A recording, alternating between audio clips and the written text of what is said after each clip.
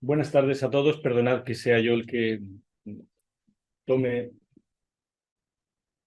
así, el que tome la palabra en este seminario en un día muy alegre para todos, el día del nacimiento de Julián, el hijo de Natanael, nuestro compañero. Es un buen día para este seminario. Solo quería deciros, yo he estado siguiendo el seminario en las grabaciones, algo que he repetido muchas veces, que me habréis oído o leído muchos de vosotros. Estoy completamente convencido, y estoy convencido de muy pocas cosas en mi vida, de que esto es lo mejor que ha hecho la Torre del Virrey desde que empezamos. Este seminario, esto que estáis haciendo aquí, de leer los diálogos de Platón, de tomaros en serio lo que representa un principio y algo completo de la filosofía que no ha tenido comparación posible en la propia historia de la filosofía.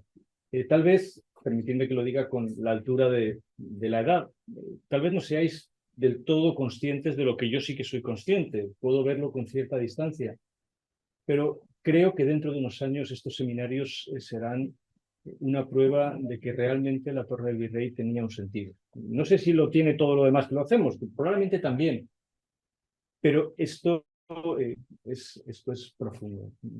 Yo estoy admirado, estoy agradecido porque lo hagáis y no puedo deciros más que simplemente que sigáis y que efectivamente podamos vivir todo lo suficiente como para ver el resultado de lo que está teniendo lugar aquí.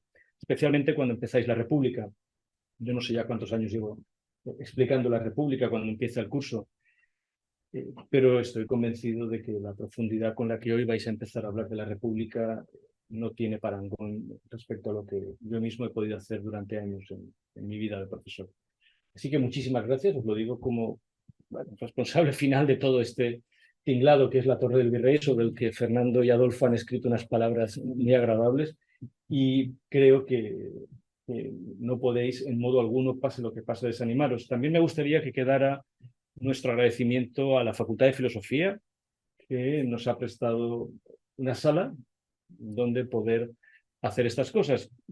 Creo que debemos agradecerlo y ser conscientes al mismo tiempo de que lo que estamos haciendo con los diálogos de la Torre del Virrey honra también una facultad de filosofía. Muchísimas gracias, os dejo. Voy a hablar de Gibbon, un gran platónico. Cuando Gibbon acabó de escribir el Decline and Fall, lo primero que hizo fue volver a leer todos los diálogos de Platón en griego. Así que esta misma tarde estaréis hablando vosotros de la República de Platón y yo platonizando a unos 200 metros de aquí. Muchísimas gracias a todos y sed felices. Eu Platonum. ¿Se puede girar?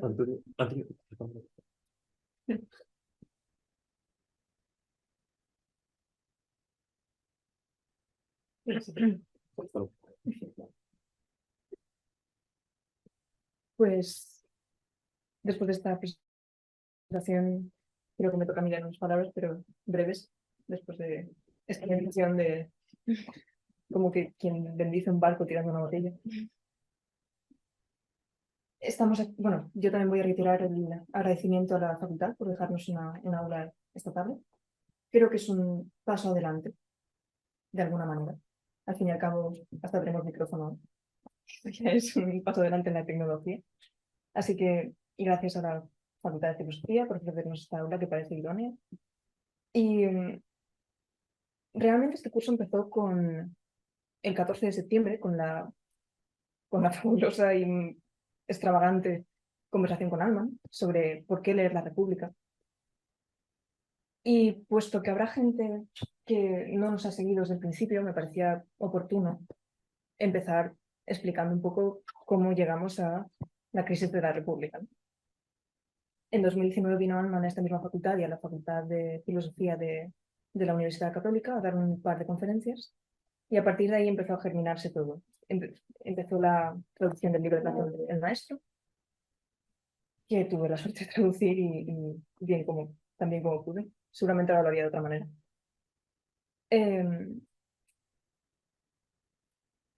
A partir de ahí empezamos con los diálogos de Arturo el Virrey con el portahoras, que también me tocó a mí presentar, todo se ha dicho. Y que también hoy haría de otra manera. Después de eso, Me gustaría decir que la República, que es el texto que empezamos hoy, nos va a llevar unas 8 sesiones,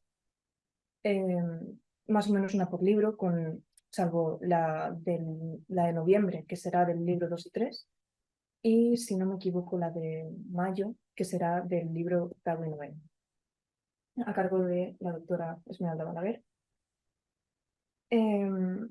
La República, como decías, constituye el centro del orden de lectura de Alman, que propone a lo largo de sus 5 libros sobre Platón, en los que parece que no se deja ni una iota por explicar, pero que tienen siempre este problema que con el que nos hemos encontrado, disculpad, a menudo en estos seminarios, que es si Platón tenía algo que enseñar y si esa enseñanza se puede entonces traducir a una especie de doctrina. Yo creo que la filosofía es algo más modesta, como dijo Alman en su conferencia del pasado septiembre, 14 de septiembre. Simplemente es una especie de amistad con la sabiduría, una especie de compromiso, si lo queréis así. No obstante, sí que eso no significa que Platón no tuviera nada que enseñar. Creo que nos ha enseñado ya muchas cosas. Llevamos unos cuantos diálogos. De hecho, Álvaro también explicará un poco el Critofonte, del que es el que venimos. Y yo brevemente también querría decir unas palabras del Critofonte, que es precisamente el reto que le plantea Sócrates en la República, explicar cuál es el siguiente paso a dar. ¿Cómo iniciar nuestro aprendizaje sobre la justicia? Le pregunto. Porque hasta ahora se ha estado exhortando a unos y a otros, metiéndote con sofistas, con erísticos que eran un poco chiflados, pero muy divertidos. Creo que ahora vamos a entrar en otro terreno. Y nada, voy a darle ya paso a Álvaro. Simplemente decir que me alegro mucho de veros, de tener esta sala, de vernos las caras y de tener un micrófono. Adelante. Muy bien, muchas gracias María por esta introducción.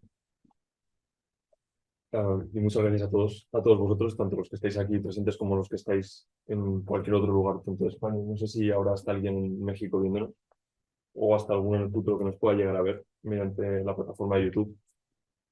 Creo que tengo que agradecer especialmente tanto a mi amigo Unai como a Rubén como a ti María el fruto que es esta pequeña conferencia. No pretende ser una grandísima conferencia en la que se desvelen las grandes verdades naturales de Platón, pero bien, espero que si hemos venido aquí y si hay gente viéndonos, espero que algo bueno podamos sacar. Y también agradecer a la Universidad de Valencia que nos haya cedido este espacio para poder, como ha dicho Antonio, platonizar. Ciertamente se hace bastante difícil comenzar el libro primero de la República habiendo introducido este curso, la persona que quizá me le haya enseñado todo, casi todo, a expensas de algunas cosas que me ha podido enseñar Descartes o Aristóteles, alguno de estos. Pero bien. ¿No hemos puesto el mío? No. Bien, pues no pasa nada. Bien. Vale. Lo tienen a disposición. Bien, pues si tenéis el guión a vuestra disposición, disculpad por esta breve interrupción, habréis podido observar que no hemos empezado por el diálogo de la República directamente, no hemos empezado por el libro primero de la República, y esto tiene un sentido. No es que yo sea un mal conferenciante o es que haya intentado hacer yo menos trabajo del que me correspondía, sino que siguiendo el orden de lectura de Alman, tenemos que tener en cuenta que es muy importante saber y entender que hay ciertos diálogos que preceden y anteceden a otros, de tal modo que los diálogos tienen un lugar cedido por el diálogo anterior. Y bien, en esta tesitura nos encontramos y el diálogo que antecede, como bien nos ha dicho María, es el Critofonte. El Critofonte es el diálogo que nos da la gran pregunta, que a través de ella se abrirá para nosotros la República, y hasta cierto modo ya Alma nos ha dado un orden de lectura con el que yo creo que ya se nos va a hacer muy difícil no leer la República sin tener en cuenta el Critofonte. Bien, para empezar ya con el Critofonte, disculpa, para empezar ya con el Critofonte, el Critofonte es un diálogo muy extraño, y me extenderé muy brevemente para ya empezar con la República. El Clitofonte es un diálogo muy extraño, es un diálogo casi monológico en el que está prácticamente todo el rato haciendo una apología, Clitofonte, de lo que ha dicho, puesto que el Clitofonte empieza con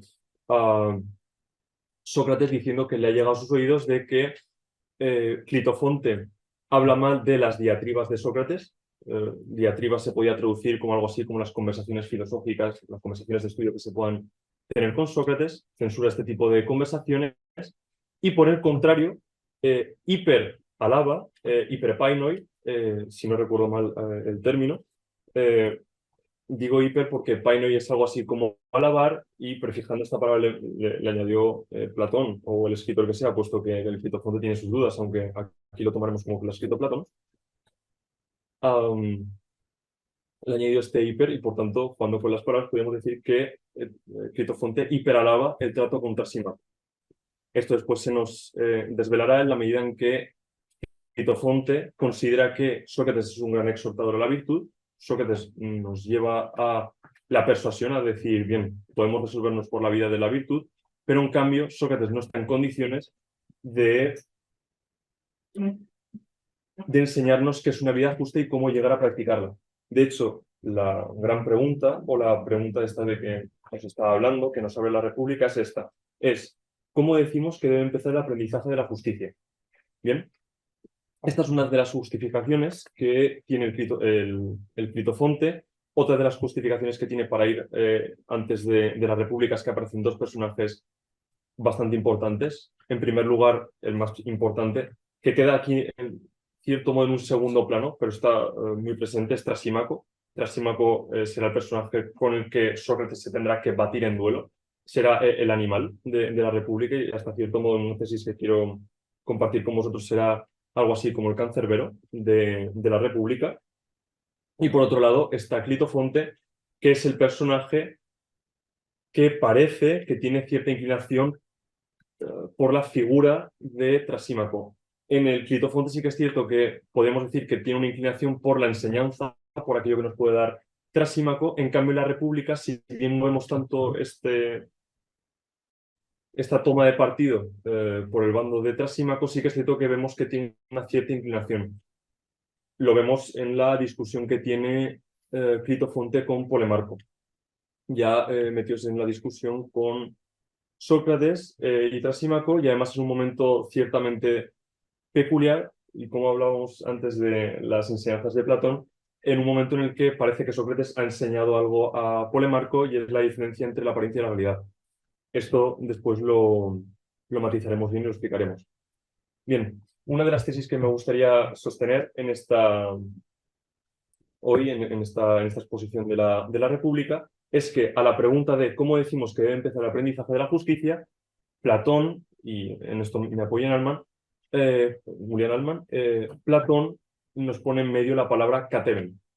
Esta sería la palabra que Platón necesitará unas 600 páginas aproximadamente para explicarnos por qué este es el comienzo de la enseñanza de la justicia, y esto que es efectivamente la aplicación o la puesta en marcha de la justicia, de practicar la justicia.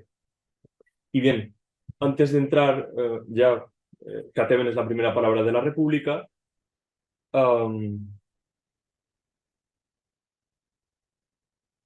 Y me gustaría, antes, si bien si no tuviera esta cita, volvería a repetir lo que podía decir un poco jocosamente la doctrina de la Torre del Virrey, de prestar mucha atención a la primera frase de todos los diálogos, y podemos deducir toda esta sabiduría que desprende la Torre del Virrey, como por ejemplo que la primera palabra de cada diálogo platónico es la palabra con la que se titulaba en su momento, o que era la frase gancho, o que era la palabra que en cierto modo nos resumía, o que era la frase que nos resumía todo lo que iba a ser el diálogo en sí.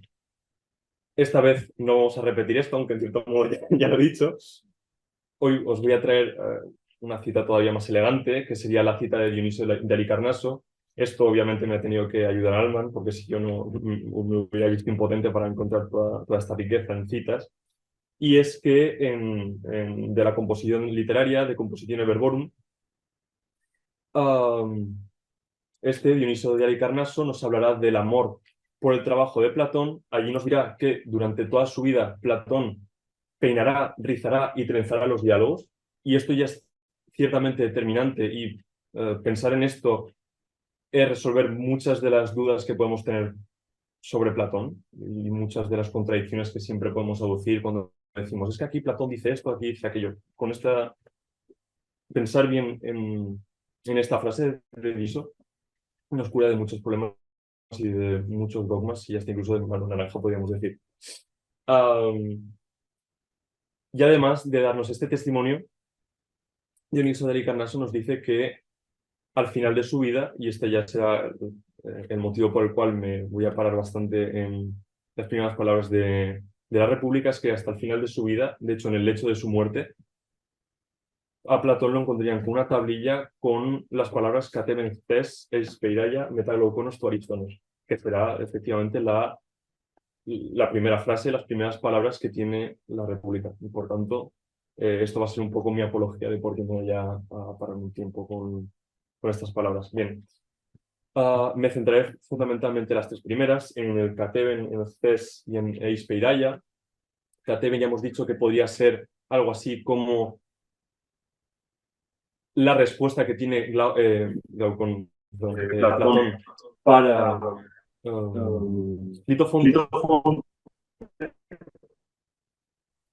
pero también la primera palabra de la República, este bajé, también se nos puede revelar uniéndola con el Pireo y uniéndola con el personaje que es Trasímaco, por cierto, personaje, como hemos dicho, que nos viene introducido ya en el Clitofonte.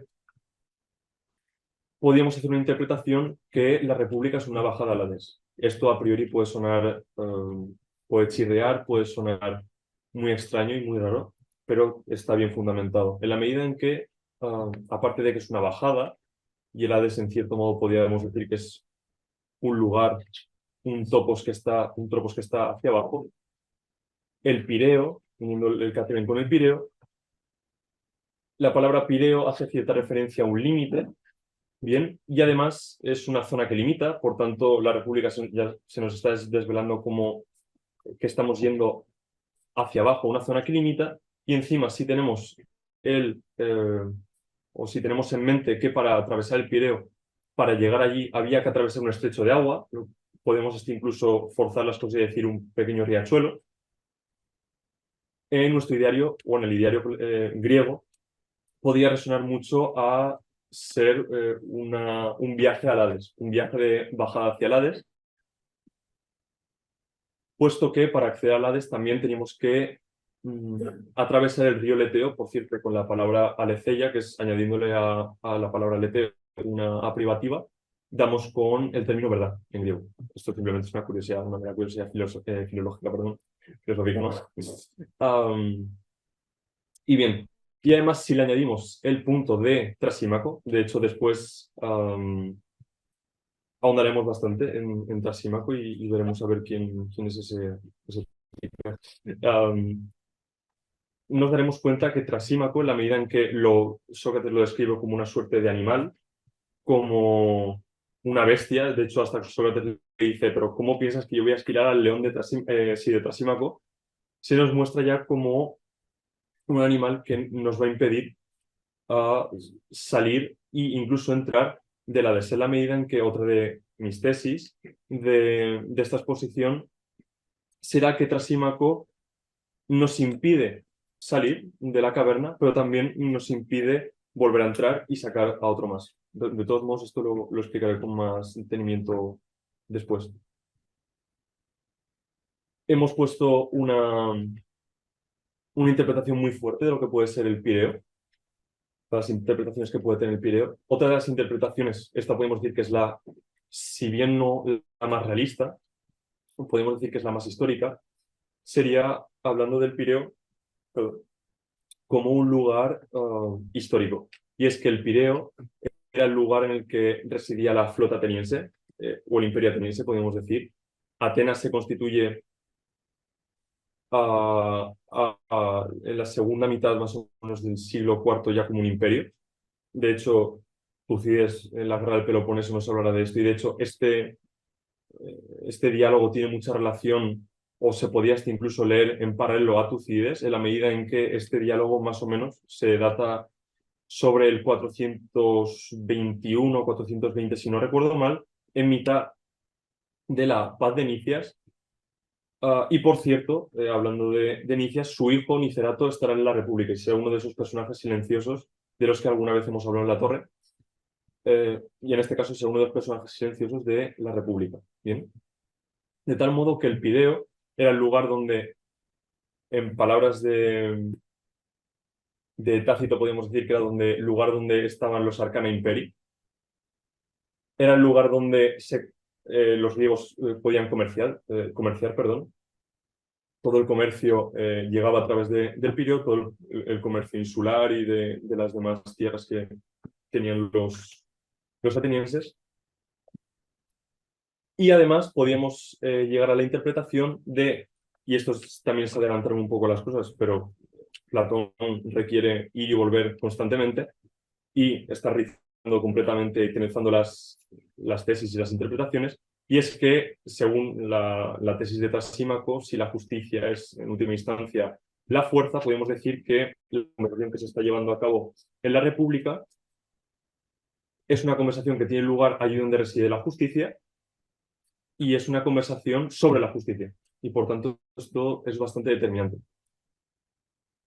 Y ya por último, iríamos al punto del CES, la segunda palabra de la República, segunda palabra que hace referencia a un tiempo pasado, se suele traducir por ayer, aunque también nosotros la podemos traducir jugando muchos con los términos y ciertamente no sonaría tan bien, pero como hace un rato, hace relativamente poco, y es que la palabra CES hace referencia a un tiempo pasado que ha acontecido hace verdaderamente poco. Por tanto, la traducción de ayer suena muy bien, es bastante acertada, pero podríamos tener en mente la cuestión de que esa palabra Platón la tenía en mente como que todo esto de lo que se está hablando, todo esto de lo que ha escrito, ha tenido lugar ayer, cuando lee La República. ¿Esto qué puede significar? ¿O esto qué creo que significa? Esto creo que, en cierto modo, es un recurso literario que tiene Platón para decirnos que todos los problemas, todas las cuestiones, todos los diálogos, todas las posturas que se tienen aquí en la República no son arcaicas, no son de otro tiempo, no son en última instancia momias inútiles, sino que por el hecho de haber sucedido ayer, al ser tesis que se han mantenido ayer, hoy tiene una vigencia absoluta. Si me permitís la pequeña broma, poniendo a la República como un objeto o como un libro de absoluta novedad, en última instancia como algo absolutamente novedoso, podríamos decir que hasta la República es un cohete. De hecho, hasta podemos decir que es un cohete de estos nuevos de SpaceX, que no sé si los habéis visto, que suben y bajan.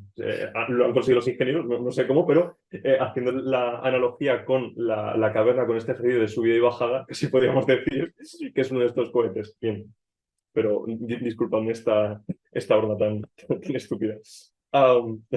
Perdona, se me ocurrió el otro día, perdón. Bien, una vez interpretadas estas tres palabras, al menos a mi modo de ver, o como yo he visto que mejor se podían interpretar y que más fácilmente se podían sustentar, me gustaría poner nuestras miras unos instantes simplemente en la cuestión de que Sócrates ha ido a unas fiestas que han tenido lugar en el Pireo. Hay cierto debate aquí, no lo sabemos demasiado bien. Si son las fiestas de las Paratenias, aquí no me pararé yo demasiado, me pararé más en la cuestión de que, al parecer, la ciudad ha introducido a unos nuevos dioses, a los dioses tracios, posiblemente han introducido a la diosa Bendis, Tracia, y esto, el sentido que creo que le quiere dar Platón, o cuál es el hecho de que Platón quiera poner esto, en la medida en que creo, y estoy además firmemente persuadido de que toda obra escrita deliberadamente está escrita de tal modo que toda palabra tiene un porqué y no está puesta por una simple casualidad. A mi modo de ver, esto es una ironía platónica en la medida en que, si recordáis, una de las acusaciones de Sócrates, de las dos que recibió, una era la de corromper a la juventud, que en cierto modo podríamos ver aquí también una ironía mirando a Trasímaco, como que es un gran corrompedor de la juventud, en la medida en que lo que creo que está diciendo la República es ser tirano. No creo que aquí no nos tengamos que esconder. Creo que esta es la gran tesis en última instancia, lo que no se atreve a decir el cobarde de Trasímaco. Y por otro lado, la otra acusación era la de introducir nuevos dioses en la ciudad, y aquí creo que Platón lo que está haciendo es, mediante una finísima ironía, que casi pasa inadvertida, lo que creo que está sucediendo aquí es que lo que Platón nos dice es que quien verdaderamente introduce o quien está introduciendo nuevos dioses en la ciudad es Sócrates. Perdón, es Sócrates, no, perdón, es la ciudad. Disculpad, esto es que estaba con otras cosas. Bien. Cambiando de tema, tengo que recordar, y esto es muy determinante, y esto es bastante importante porque fue un tirón de orejas que nos pegó mi amigo el profesor Rubén Villacañas este verano, y es que recuerdo la conversación que estábamos teniendo y él nos dijo, vaya, amigos, si es que creíamos que la conversación estaba dando lugar en la casa de Céfalo y en cambio es en la casa de Polemarco. Y al parecer, mis modestas investigaciones sobre la República, parece que ha habido muchos estudiosos de Platón que han metido, se han equivocado, vaya, en esta cuestión, y han llegado a decir que la conversación que tiene lugar la República es en casa de Céfalo, y no. Hay que recalcar que es en casa de Polemarco, y de hecho, todo estudiante que haya intentado hacer un trabajo de la República mediante Wikipedia, seguramente en este punto está suspendido, puesto que me fijé que estaba mal. Efectivamente, también en la Wikipedia pone que el diálogo toma lugar en casa de Céfalo. Esto es determinante. Simplemente por hacer más extensivo este tirón de orejas de nuestro amigo Rubén. Y bien. He tenido ciertas dudas, ciertas reservas, si añadir o mencionar los personajes que hay en la República de Platón. Creo que es determinante en la medida en que tenemos un maestro profundamente straussiano todos, o conocemos a alguien straussiano, y Strauss y este amigo nuestro straussiano siempre nos han dicho ambos, que han unido aquí su voz, siempre nos han dicho que tenemos que tener muy en cuenta con quién está hablando Sócrates o cualquier interlocutor y cómo dice lo que está diciendo, de tal modo que, si me lo permitís, haré una breve enumeración de los personajes y diré muy poco, lo suficiente para entender la circunstancia del personaje que vaya a ir mencionando. Son 11 personajes, 10 según veamos las cosas, puesto que podríamos decir que el personaje número 11 es Céfalo, y Céfalo se va de la conversación, además muy al inicio de la República y muy al inicio de su conversación. Serían 11, ¿bien? Serían Sócrates, Glaucón, Adimanto, Céfalo, Polemarco, Lisias, Eutidemo. Estos dos son hermanos de Polemarco.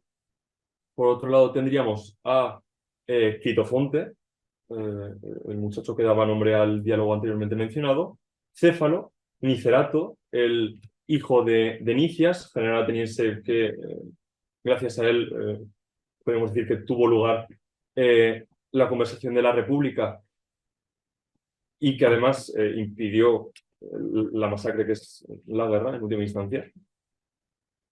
Y por último, Carmantides. Carmantides, lo único que tengo que decir es que es un personaje que no habla y casi es invisible, casi pasa siempre inadvertido, y además es un personaje muy curioso, puesto que es un personaje que tiene la misma edad que Céfalo, y es algo muy curioso, puesto que casi todos creemos que por lo general la conversación de la República es una conversación entre jóvenes, quitando a Céfalo, Sócrates y Trasímaco, que son más mayores, y en cambio este Carmantíes es quizá de los más mayores. ¿Bien? Mi fuente, por si alguien lo quiere revisar, es The People of Plato, de ahora mismo. Bien. Ya fuera de este punto, ya me gustaría entrar con las conversaciones que tienen lugar en la República, en el libro primero, perdón, de la República, son tres. Hablará primero Sócrates con Céfalo, después Sócrates con Polemarco. Polemarco podríamos decir que es la extensión de Céfalo en la medida en que toma o hereda el mismo punto que su padre. De hecho, toma la misma tesis. Y de hecho, él se apoya en Simónides, un poeta. Y por último, tiene lugar la conversación con Trasímaco. Bien, la primera conversación de la República, por tanto, con la de Concéfalo, comienza del siguiente modo, y es que para estimular la conversación, Sócrates pregunta a Céfalo si considera que la vejez es un periodo agraciado, desdichado de la vida, y por no seguir demasiado el argumento y por no hacer demasiado densa esta breve exposición, simplemente diremos que es Céfalo el primero que comienza a poner el punto de mira, aunque ciertamente ya viéndole Alcibíades, ya esto no nos puede, Alcibíades mayor fundamentalmente, y esto ya nos puede pillar por sorpresa, y es que Céfalo es quien pone el punto en el espíritu, podríamos decir, y además podríamos decir que pone el punto en el, si se me permite la expresión, en el buen espíritu, en la medida en que dice que estos periodos, este periodo de la vejez, podría ser dichoso en la medida en que quien está viviendo esa circunstancia es un hombre éucolo y ordenado. ¿Bien? De hecho, ordenado aparece tal cual, la palabra es cosmion, cosmion aner, o como sea. Disculpad, que no sé muy bien griego. Tendré que estudiarlo en algún momento. Bien, disculpad. Después, Sócrates, el pillo de Sócrates, le dice a Céfalo que esto en realidad lo está diciendo porque es un hombre rico y además un hombre muy rico. De hecho, tenemos que tener en cuenta que Céfalo ya venía de una familia muy adinerada de Siracusa, va a Atenas por petición del propio Pericles para lo que podemos decir, o lo que podríamos llamar una estimulación de la economía. Establece allí una fábrica de escudos y allí obtendrá la mayoría de su riqueza. Bien, Céfalo, perdón.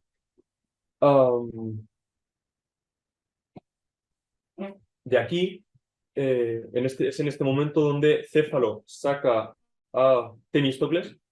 Por cierto, he debido mencionar antes, y no lo he hecho, que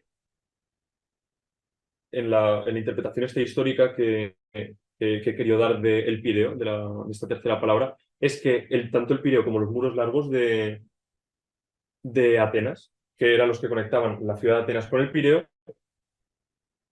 se construyeron en base a la orden de Temístocles y además en base a una mentira. De hecho, esto está muy bien explicado en Tucídides, la historia de la guerra del Peloponeso. No recuerdo ahora muy bien el capítulo.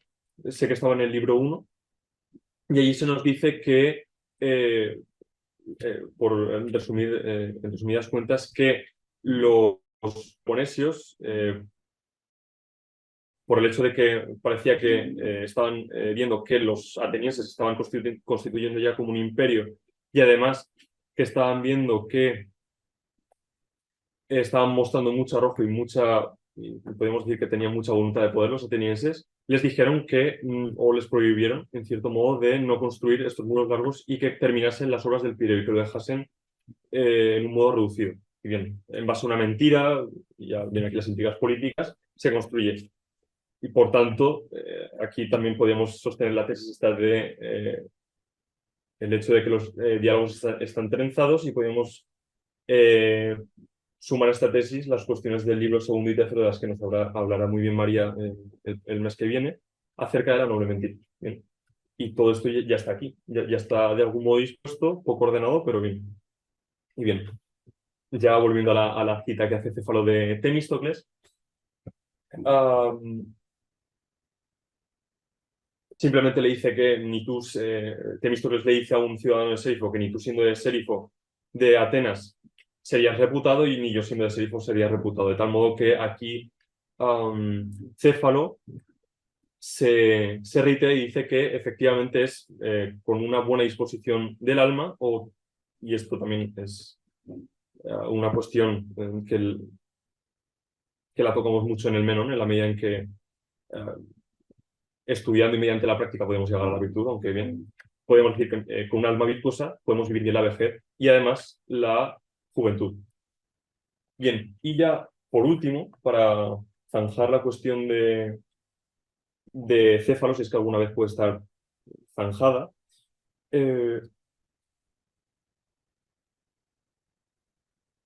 Sócrates pregunta a Céfalo si o para qué, en última instancia, sirven o cuál es el mayor bien que le podemos otorgar o que nos pueden dar las riquezas. Céfalo aquí aducirá a la cuestión de los mitos, los cuentos de vieja, que literalmente los llama así, a los cuentos de vieja y nos dice que, bien, siendo joven, esto nadie lo cree. Además nos dice que todos estos cuentos, por lo general, remiten a la cuestión de la justicia. Sócrates después, de hecho, lo sacará a colación, nos lo mostrará. Y es que, al parecer, Céfalo lo que sostiene es que todos estos cuentos al final guardan la enseñanza de que toda la injusticia que se pueda hacer aquí tendrá que ser corregida y por tanto se tendrá que hacer justicia allí. Y además, ese allí es el Hades. Y aquí ya vemos también otro de los puntos en los que parece que Platón tenía en mente el Hades a la hora de escribir el libro primero y hasta incluso podemos decir la política de la República. Bien, creo que con esto ya hemos acabado con la parte de Céfalo. En última instancia, todo esto lo dice Céfalo, puesto que él tiene en mente, Sócrates es quien enuncia esta tesis, tiene en mente la definición de justicia de que la justicia es, efectivamente, no deber nada a nadie, por tanto, dar a cada uno lo que se le debe y decir siempre la verdad. Bien, esta enunciación la hará en modo de interrogación Sócrates. Aquí intervendrá su hijo, Polemarco, aceptará esta tesis, la suscribirá y de hecho nos dirá que sí, además le concedemos el testimonio a Simónides, puesto que al parecer Simónides sostenía algo así. Por no extenderme demasiado con la conversación de Polemarco, simplemente me gustaría comentar dos puntos que creo que son bastante importantes, puesto que el primero nos abrirá la cuestión de una cuestión que después trataremos y será uno de los grandes juegos socráticos o platónicos, según lo que vamos a ver, que se llevará a cabo con la conversación de Trasímaco, que es la cuestión de ver si la justicia es arte, si la justicia es ciencia, si la justicia es sabiduría, hasta incluso si la justicia es virtud. Y es que en 332, como lo podéis ver en mi guión, allí se dice, bien, ¿y qué es lo que da el arte que podría llamarse justicia y a quiénes se lo da? Ese arte, que podría llamarse justicia, es Techne Dikaiosine, tal cual. Esto será una anticipación de un juego que hará Sócrates después con la conversación que tendrá con Trasímaco. Bien, que estará constantemente jugando y de hecho, que esto lo tenemos que decir, es algo que ya tratamos muchísimo en el Teages, en la medida en que hablamos mucho de qué era aquello que quería Teages, que esta era una de nuestras preguntas. ¿Qué es aquello que quería Teages? ¿Es sabiduría? ¿Es técnica? ¿Es ciencia? Y bien, y ya por último, me gustaría tocar la cuestión de que Sócrates, y rememorando lo que hace un momento hemos dicho, con la cuestión de las enseñanzas platónicas o socráticas, es la cuestión de la apariencia y la realidad. Este tópico se lo enseñará Sócrates a Polemarco en la medida en que cuando dice, bien, hay que hacer bien a los amigos y daño a los enemigos, Sócrates le pregunta, vale, pero estos amigos, ¿quiénes son? ¿Los que nos aparecen como buenos, los que parecen buenos, o los que son buenos? Polemarco le dirá, no, no, son los que parecen buenos. De tal modo que Sócrates le da la vuelta al argumento y le dice, bueno, pues entonces habrá momentos en los que haremos bien al enemigo y mal al enemigo en la medida en que haremos bien al que es injusto o es malo en realidad, pero también se nos muestra con una fachada de bondad. De hecho, esto también nos ayuda a entender muy bien el punto de Trasímaco y después los puntos del libro segundo, en la medida en que se nos dice que parece que lo más provechoso, lo que se nos revela más provechoso es aquella vida o aquella persona que guarda la apariencia de justicia, pero que en realidad es injusto, puesto que el injusto es el que más tajadas se llevan todo. ¿Bien? Esto será una de las grandes persuasiones de la República y será uno de los temas que Platón y Sócrates serán muy conscientes de que nos quieren alejar de un pensamiento contrario a que es preferible la vida de la justicia, de la injusticia, perdón. Sí, de la vida de la injusticia, que es preferible, de hecho.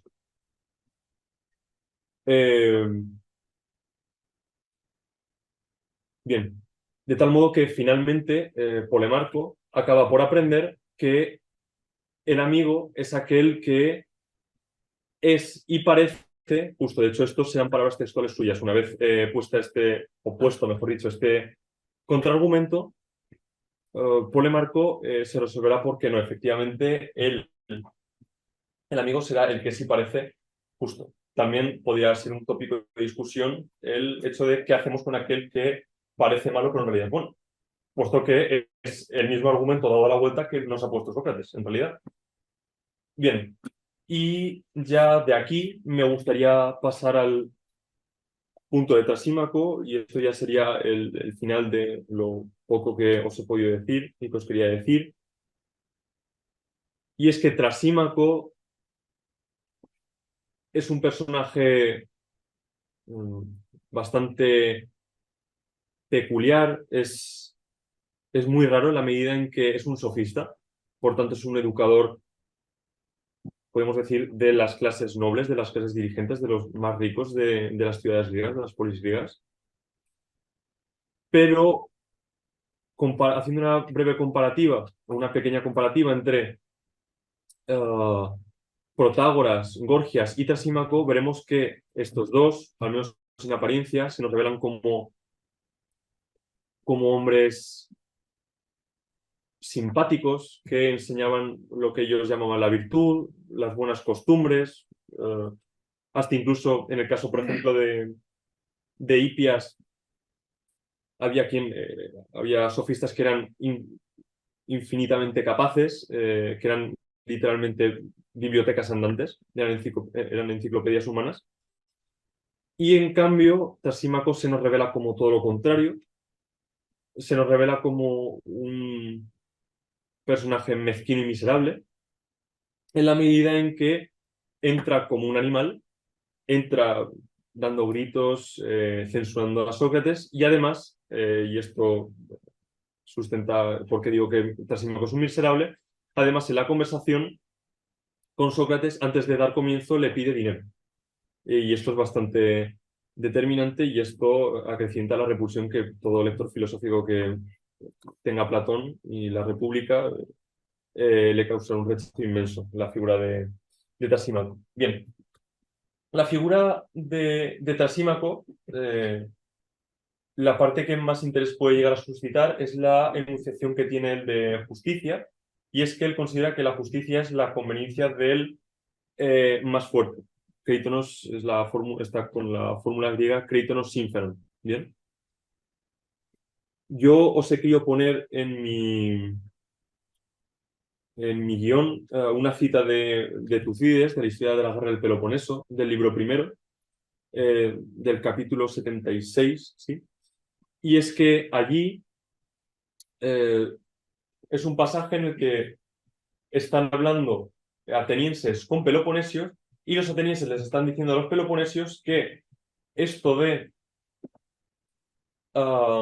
someter al más débil, que es fuerte, someter al más débil, no es algo que hayan creado ellos, que es algo que van a seguir con ello, puesto que se han encontrado con algo así como un imperio y que lo van a tomar y que es lo que más les beneficia.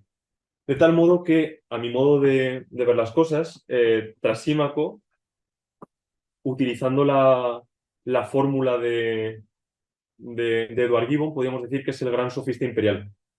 De tal modo que Trasímaco sería algo así como el gran defensor de una postura imperial y hasta incluso podríamos decir de la teleosadicía, de la injusticia total. ¿Bien?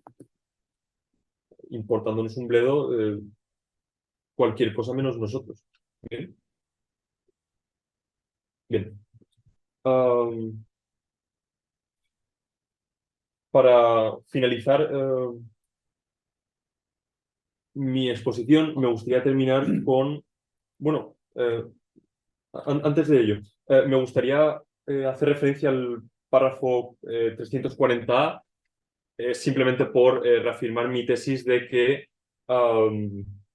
es allí donde vemos que Polemarco ha entendido esta diferencia entre apariencia y realidad y que Critofonte, el alumno de Trasímaco, el alumno del sofista en última instancia, no llega y parece que siempre sigue la zaga de Polemarco, pero no llega a entender el argumento ni de Polemarco, ni de Sócrates, ni de Trasímaco, y parece simplemente que está defendiendo a Trasímaco de un modo irracional. De tal modo que esto, en cierta medida, o creo que es lo que nos quiere hacer ver Platón, y es que cualquier alumno de sofista parece que siempre va por detrás del alumno del filósofo. Al menos así me lo muestra este pasaje. Bien. Y ahora sí, me gustaría ir finalmente a el discurso de Trasímaco, a 343b, 344d, cuando Trasímaco, harto de estar hablando con Sócrates y harto de que Sócrates esté constantemente casi riéndose de él y dominándolo y toreándolo como le da la gana, aunque no sin inteligencia, por cierto, por parte de Sócrates, Trasímaco le dirá simplemente a Sócrates, y es algo que, habiendo leído, por ejemplo, el Gorgias y habiendo escuchado la exposición que hizo Unai del Gorgias, tenemos que tener en mente, es que este tipo de personajes, como por ejemplo es el caso de Calícles o es el caso de Trasímaco, siempre nos hacen una especie de similitud, una suerte de similitud entre el filósofo y el niño. De tal modo que nos dicen algo así como que el filósofo es una suerte de niño, es un mocoso, esto nos lo dice tal cual Trasímaco, que no sabe distinguir las cosas y que no entiende de lo que van las cosas. Y es que Trasímaco tiene la idea de que todo esto que está diciendo Sócrates, de que al parecer el gobernante siempre tiene que velar por el bien de los gobernados y no al de inversa, que sean los gobernados quien tenga que beneficiar al gobernante sin ellos obtener nada en cambio y de hecho ellos están perjudicándose constantemente.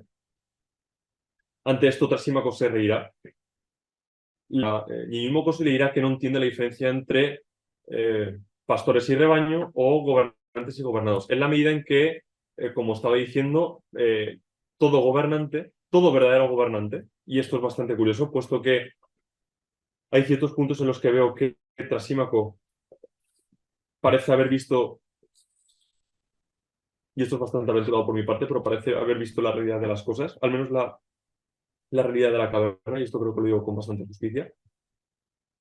De hecho, y esto es un punto muy importante, Sócrates en ningún momento llegará a negar que por así decir, que el mundo funcione como nos está diciendo Trasímaco. De hecho, todo lo contrario. Aquí Sócrates guardará un silencio admirable, y es que tiene razón. Esto, leyendo a tanto a Tucídides, escuchando a Trasímaco, nos damos cuenta de que el mundo en última instancia funciona así. Esta es la actividad política, en pura y dura, y es la crudeza de la actividad política. Cuando nos asomamos a este discurso de Trasímaco, caray, es ciertamente desalentador en la medida en que nos encontramos una anunciación cuando Trasímaco nos dice que los pastores son los boyeros, haciendo la analogía, y esto lo tiene Trasímaco constantemente en mente. Bueno, esa pequeña redundante. Y esto Trasímaco lo tendrá en mente, y es que estos pastores, los gobernantes, miran por el bienestar. Me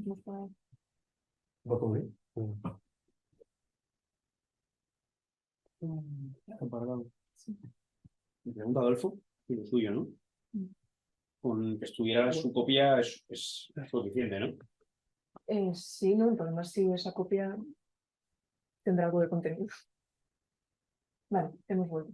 ¿Bien? ¿Nos oís ya? ¿Sí? Sí. Vale. Vale, perdón por los fallos técnicos.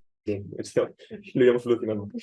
Bien, como iba diciendo, el discurso de Trasímaco comienza haciendo esta analogía de que tanto pastores como los gobernantes miran por el bienestar de los gobernados, ceban a los gobernados, los engordan y cuidan. La palabra es terapia, y podríamos jugar con los términos para hacer una interpretación, creo que bastante peculiar, y es que si ponemos nuestras miras en el presente y vemos, por ejemplo, cuál es la ideología europea predominante, como es la socialdemocracia, que uno de sus fundamentos es la defensa del estado del bienestar, vemos que aquí Trasímaco no se equivoca. Por otro lado, viendo ciertas estadísticas de la población obesa y del crecimiento de la población obesa, vemos que Trasímaco, al parecer, tampoco se equivoca, aunque creo que sí que esto último se está volviendo a moderar.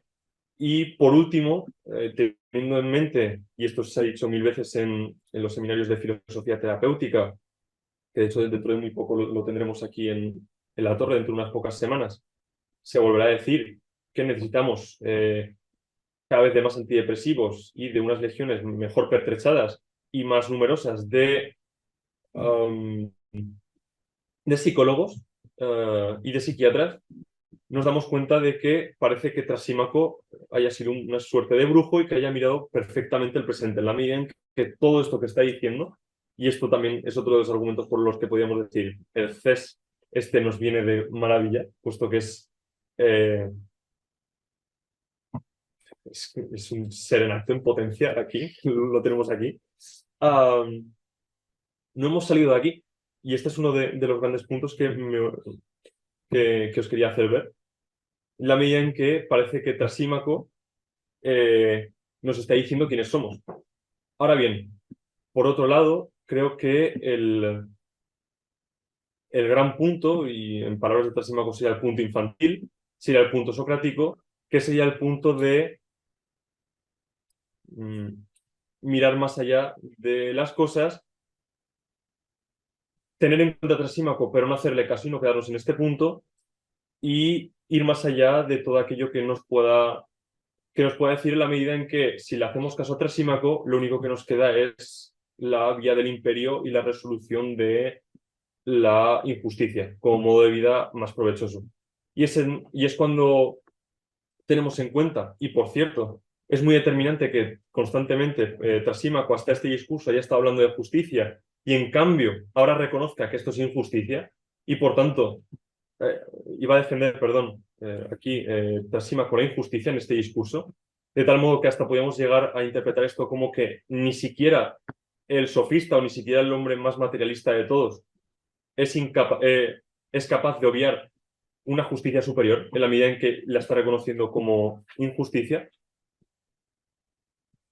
Nos quedaría la vía de decir, bueno, quizá hay algo más, quizá podamos investigar una una nueva vía, una vía que vaya más allá de esta naturaleza humana que nos lleva al imperio y, por tanto, tengamos que estar constantemente investigando todas estas cosas, puesto que quedarnos en la quietud y quedarnos sin investigar lo que podríamos llamar la naturaleza de las cosas sería darle la razón a Trasímaco y sería, por tanto, quedarnos impotentes frente a él.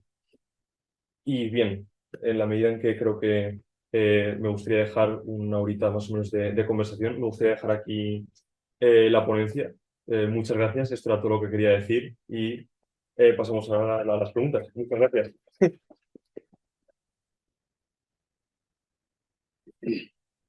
Pues tanto aquí como en la sala habitual se abre el turno de preguntas. ¿Quién quiere decir algo?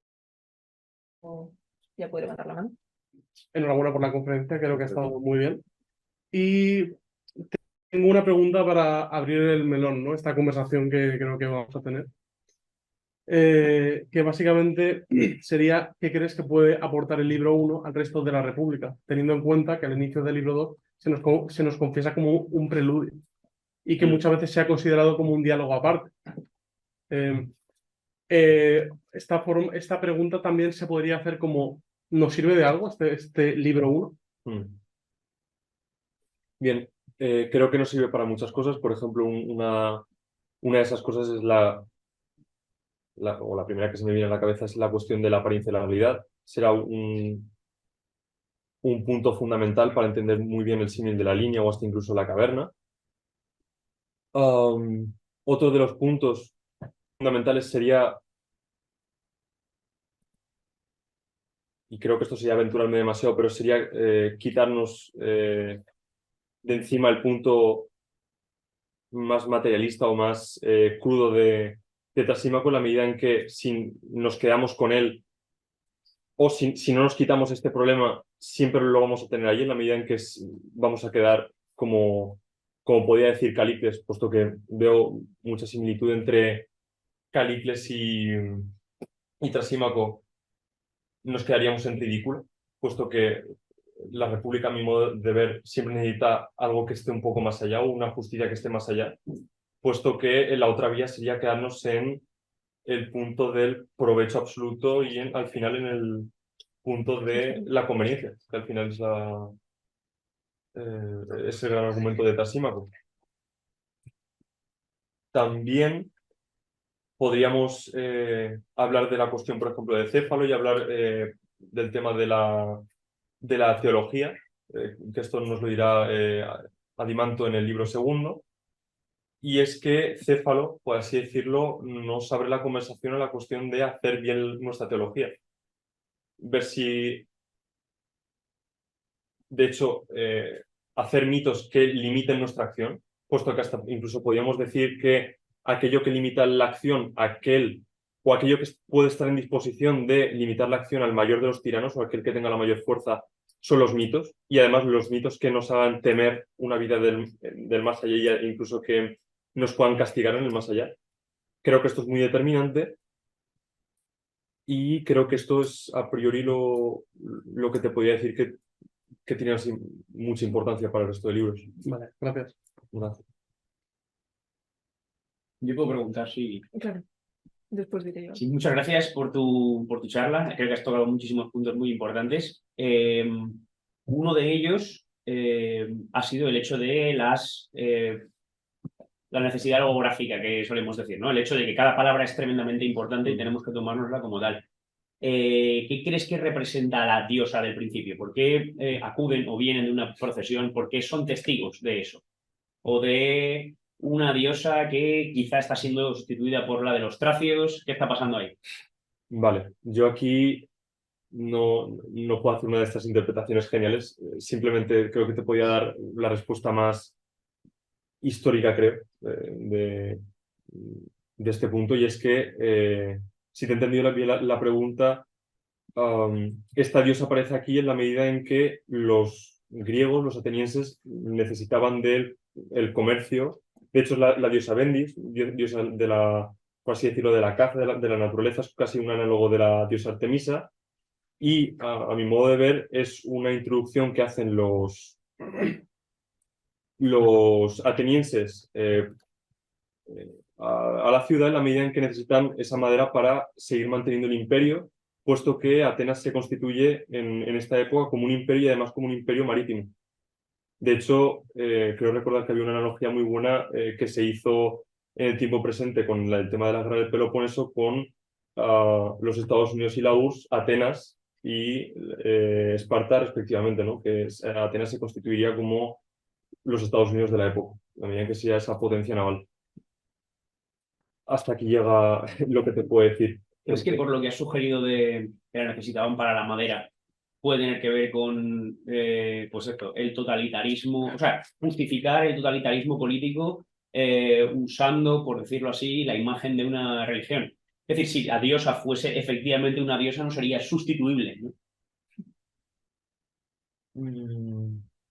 Quiero decir que a lo que estén jugando en realidad es a justificar con motivos religiosos un interés político. Yo casi más te diría que es para ganarse el favor de los tracios, en la medida en que hasta donde a mí me llega la información, de hecho aquí tenemos un historiador que nos puede ayudar en este tema, hasta donde yo tengo entendido, los atenienses no tenían muchos planes de invadir un territorio bárbaro, hasta donde yo tengo entendido.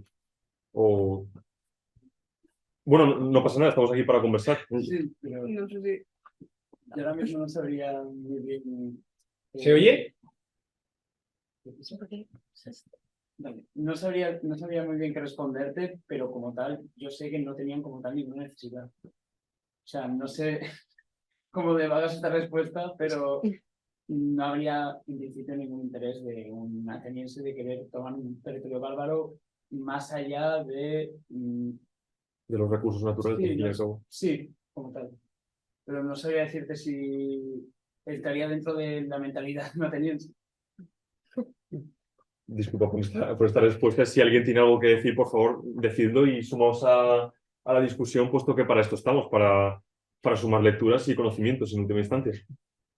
De hecho, podría preguntar otra cosa que está relacionada con esta, que de alguna manera, más que querer ampliar su territorio, en el momento en el que tiene lugar o se escribe, o es verdad que esto está enmarañado en muchos planos, ¿no? Pero en el momento en el que podemos situar más o menos esta conversación, en el momento en el que se escribe o en el momento en el que está ambientada, Atenas está de capísima caída, ¿no? Quiero decir, está en decadencia absoluta, ¿no? Y ¿creéis que hay algún juego entre... o sea, quiero decir, ¿es la decadencia uno de los principales temas de la República? Yo, de hecho, sí que tengo algo que decir. Bueno, tampoco es importante. Claro. Estoy aquí. De hecho, esto se ve fácilmente con Céfalo. El personaje de Céfalo es un personaje decadente. El personaje de Céfalo es, pese a interpretaciones de la idea del bien, es un personaje que abandona la conversación, se va a rezar, y es un personaje que seguramente, no lo he comprobado, tiene casi la misma de Protágoras. En ese momento, si es que Protágoras sigue vivo, porque Menón ha muerto, pero esto es un orden pedagógico y no... En cualquier caso, lo que podríamos añadir a esto es que incluso Trasímaco es un sofista degenerado, en el sentido en que es la tercera generación de sofistas prácticamente. Es una lucha, o sea, la filosofía seguramente es una lucha constante contra la degeneración, incluso contra la generación, no en tanto devenir, más que degenerar. Pero bueno, esto es lo que puedo contar ahora. No Y sé. puede guardar relación, ¿no?, con que normalmente en las democracias que están en decadencia es cuando surge la tiranía, ¿no?, que estaba defendiendo Álvaro en la exposición. Quizás guarde, es decir, con la decadencia de Céfalo y con su herencia es cuando finalmente entra Trasímaco a imponer esta idea, ¿no?, del imperio. De hecho, muy bien traído la cuestión de Protágoras, porque ahora lo acabo de recordar. Protágoras es tracio. Era un bárbaro bien considerado en Atenas o en el resto de Grecia, la parte que según ellos entenderían como civilizado. ahí habría un buen punto Y de... todo se ha dicho, ya que podemos intervenir ahora, o sea, interrumpir. Em, Has dicho que una de las interpretaciones que conocemos aquí, gracias a la torre y todo esto, es que el Pireo es el Hades. En el Protagoras también se va al Hades, algo que quería haber dicho antes y se me ha ido a la cabeza. Cuando entran a casa de Calias llena de sofistas, repleta de sofistas, no es tan dramático como una bajada, digamos, porque es un eunuco el que les abre la puerta y dice, ah, más sofistas, maldita sea. Pero sigue siendo una casa de sombras, sigue siendo un Hades. A este respecto, por lo que has comentado de Céfalo o Polemarco, creo o algo de lo que más me ha llamado la atención en esta última lectura, es el hecho de que heredan la conversación de Céfalo, ¿no? Es decir, la conversación que tiene lugar cuando Céfalo se va, ¿no? Es su herencia, ¿no? Y cuál es esa herencia, ¿no? Y en uno de los pasajes en el que al principio Polemarco ha dicho que, pues esto, ¿no? Que la justicia o lo justo es tratar bien a los amigos y mal a los enemigos, ¿no? Le dice Sócrates, creo que esto lo has tomado de Homero, ¿no? Por el hecho de que, bueno, lo que dice está aquí, en 334b. Dice, parece pues que el justo se revela como una suerte de... Bueno, estoy usando la traducción de Gredos.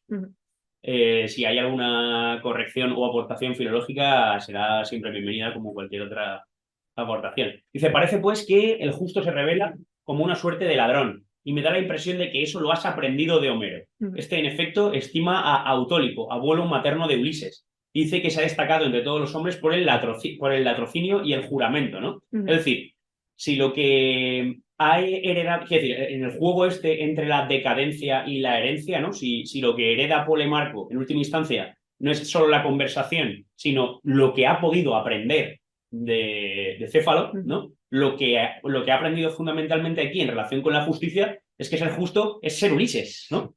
Es ser capaz de... Bueno, o el abuelo de Ulises, quiero decir, también creo que Sí, jugando al hecho todo. de... Bueno, ¿Ulises acaso no heredó eso de su abuelo? ¿No era Ulises también un heredero de ¿no? El latrocinio y el fraude y el juramento? Sí, sí. En ese sentido, no es precisamente Homero lo que hay... O sea, o la... No voy a decir ética, pero estas concepciones o estas consideraciones al respecto de la justicia, precisamente lo que hay de herencia en la República y es lo que hace que todo esté en una condición razonablemente decadente. ¿No creéis esto? Por ejemplo, se hacen muchas menciones también a los caballos, ¿no? Sí. Como el caballo, ¿no? Es decir, si cogemos la idea, la figura del caballo y la hacemos chocar contra uno de los problemas fundamentales que decías tú, ¿no? Que es la cuestión de la diferencia entre las apariencias y la realidad, lo que tenemos es, ¿no? el ardid de Ulises, ¿no? No sé cómo lo veis. No, esto de hecho se verá también, bueno, muy claramente en el mito de Giges, porque también ahí se coge un caballo de bronce vacío. Sí. En fin, esto lo veremos ya la semana que viene, el mes que viene. Pero también quería decir al respecto que estabas diciendo, Fernando, es que tocan el tema de la herencia ya con Céfalo. Dice, mi padre, ¿no? Mi padre la hizo, o sea, mi abuelo, que tenía mi nombre además, la dejó muy cuantiosa, luego mi padre la perdió y yo se la he dejado bastante bien. Sí. Y a raíz de esto, me ha llamado mucho la atención el término de que utiliza primero, espera que no lo he encontrado en la parte, 329 algo. 29E. En 329E, 330C, 330D utilizan la palabra usía como riqueza. Y también, o sea, es una ambigüedad bastante grande porque usía no solo es riqueza, es la riqueza también en cuanto a esencia. Entonces, ¿qué es lo que hereda realmente Polemarco de una usía como la de Céfalo? Que vale, será cuantiosa en cuanto a bienes materiales, pero seguramente de espíritu es bien pobre. Si tiene miedo que en el más allá, pese a toda su riqueza y pagar las penas, va a quedarse un poco trasquilado. De hecho, esto lo podríamos enlazar un poco con el Teages en una comparación, ¿no? de Módoco, como plantea la duda, ¿no? De cómo educar a su hijo. Sin embargo, en esta parte parece ser que Céfalo lo deja un poco en medio, aunque sí que es cierto que ya es mayor, ¿no? No es un niño, pero lo deja en medio entre Trasímaco y Sócrates, ¿no? Parece ser que no llega a decidirse. Y claro, esto de la herencia, en cierto modo, me estaba sonando un poco también a la educación, ¿no? Lo que nos han dejado, no solamente en cuanto a dinero o cosas materiales, sino en cuanto a espíritu o algo más. De hecho, yo no conocía el hecho de que Carmántides fuera mayor, pero quien se queda de figura paterna se puede decir que es Sócrates, porque puede que Polemarco herede el logos de Céfalo, pero es Sócrates quien va a quedarse como figura mediadora. No sé cómo decirlo. Sí. Por otro lado, también podemos fiarnos por lo que has dicho, podemos fiarnos de Céfalo. Quiero decir, él dice, mi abuelo fue el que ganó mucho dinero, mi padre lo dilapidó y yo he sido el que lo ha recuperado, ¿no? Sí. Quiero decir, está el dicho que me parece bastante gracioso, ¿no? O sea, es realmente que el abuelo es el que hace el dinero, el padre el que mantiene la empresa y el hijo se droga, ¿no? Quiero decir, no es posible que en el fondo no haya sido una cuestión de que Polemarco represente una recuperación, sino una pura decadencia. Es decir, que él dice, el dinero lo dilapidó mi padre. ¿No lo has dilapidado tú, Gañán? ¿No? No cabe esa posibilidad. Bueno, como caber, quizás sí. Me refiero, no solo el dinero, sino lo que representa. Ya, es decir, claro. que sí, no, hubo un momento malo de Atenas, pero ahora ya estamos muy bien, ¿no? Un poco Bueno, como... De hecho, se comenta al empezar, ¿no? Bueno, es más, la pregunta sobre la herencia del abuelo y del padre viene porque Sócrates dice que cuando tú has conseguido el dinero eres más avaricioso y sin embargo cuando te lo han dejado, como que tiendes a dejarlo más Claro. o no es tan importante en tu vida, ¿no? y le pega también una pequeña puya con lo de hay que devolverle las armas a un loco. Tú que te has hecho rico con la venta Claro. de armas. Y encima, con este tema enlazaría la decadencia que ya hemos hablado antes, porque Céfalo antes, ¿cómo decirlo? Vendía armas y era más rico y reconocido, y sin embargo ahora le vemos de capa caída, ¿no? Que se escapa de esta conversación, ¿no? Y se esconde para rezar por miedo. Algo que antes al menos da la sensación de que no le importaba tanto, pero ahora que ya es mayor y que ha hecho cosas que no han sido demasiado buenas, ya de repente le empieza a importar. De hecho, es un pillo. El tío te está diciendo, no, tienes que ser bueno, si eres ordenado, éucoro, no sé qué tal. Y al final el tío se pira. Es que este es el punto, que casi parece más es No fachada. participa. Claro, no es organizado, es Claro. un poco el juego que estabas diciendo, ¿no? Tú de Sócrates con él, el hecho de que no lo estabas enmascarando con lo de las armas, Claro. con lo de la herencia, ¿no? Cuando dice, y tú no valoras mucho tu riqueza, qué raro, ¿no? Porque si te lo hubieras ganado tú... no, ¿Qué es eso? eso No, que se no. droga. Claro, es que es literalmente. Y claro, me parece muy buena en la comparación con un diálogo anterior, el Teajes, donde tenemos un padre que es lo opuesto, en cierto modo, que se preocupa por la educación de su hijo y que, al igual que Céfalo, conoce a Sócrates anteriormente y considera que puede ser un mejor educador que los sofistas. Y que él Céfalo, mismo. claro, Y que el propio Demócrito. reconoce su Su impotencia. Sin embargo, Céfalo se escapa. Es algo... Antonio Muñoz ha levantado la mano. Pues sí. Sí, hola, buenas tardes. Felicitaciones Disculpas, a que no soy Álvaro. Voy a intentar subir el volumen. Hola, hola, Espera. hola, Se oye mal. ¿Podrías escribirla, de hecho? Hola. ¿Podrías No, escribir la espera. pregunta? hola, A ver ahora. hola, Perfecto. Mejor. Perfecto. hola. Bien, felicitaciones a Álvaro y a todos. Y mi pregunta va dirigida a él y también a todos los que estamos aquí en esta comunidad liberal. Pues es la me refiero al pasaje de 347b, que yo considero muy importante. Y también creo que Platón lo consideraba muy importante. Es decir, parece ser que Platón llega al obstáculo que le propone Trasímaco, la figura, la forma de vida que propone Trasímaco, y que es real en esa Atenas y parece ser siempre en todas las sociedades. Es que en las sociedades no todo el mundo es buena persona, hombre de bien. Entonces propone, y yo creo, y hace muy bien en subrayarlo en negrita, Álvaro, cuando dice, en efecto, si llegara a haber un estado de hombres de bien, ¿no? probablemente nadie querría gobernar. Ahí es el problema, ¿no? ¿Qué forma de vida, que en definitiva es lo que la filosofía pretende, y la política, ¿no? Como filosofía primera?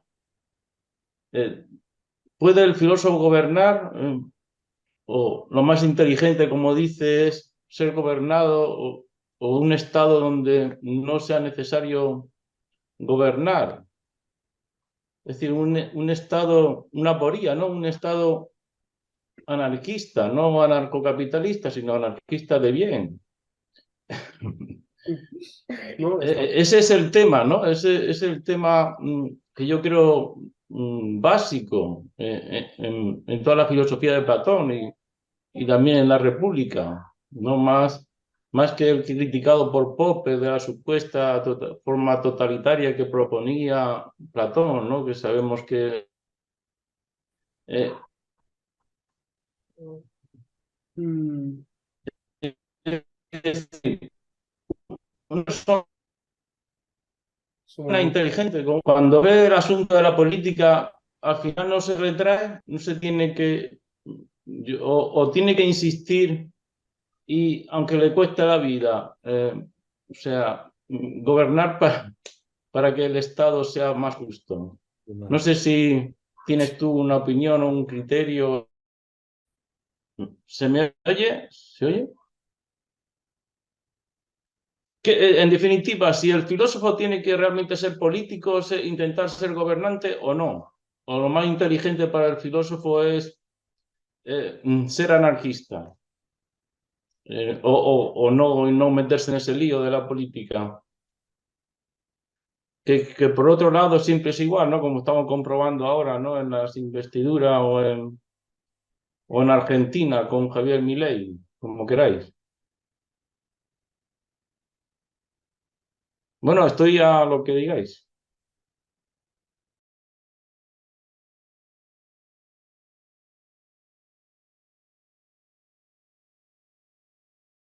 claro. Ahora, Vale, ahora. Que Antonio, gracias por tu pregunta. Desde luego es una pregunta muy difícil, que creo que todos en cierta medida, y sobre todo cuando lleguemos al libro quinto, por parte de Unai, que nos hará una muy buena exposición, lo problematizaremos más. Bien, a la cuestión, si el filósofo, creo que en última instancia lo que te refieres es a la cuestión de resolverse por la vida contemplativa y la vida activa, ¿no? Bueno, no tanto como vida contemplativa, ¿no? Sino como una prudencia del filósofo en no estar metido tanto en política, ¿no? Reflexionar sobre la política y lo político, sino no estar metido en primera línea en la política Vale. para ser gobernante, ¿no? Al fin, es decir, llevar cuidado, lo que en la alegoría de la caverna, hay que llevar mucho cuidado. ¿Eh? Ya. Bueno, yo, a mi juicio,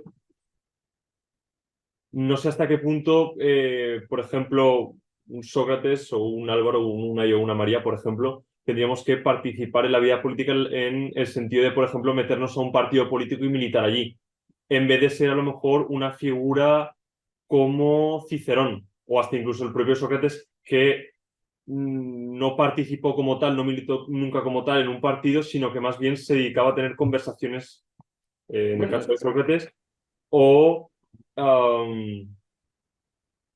tenía grandes,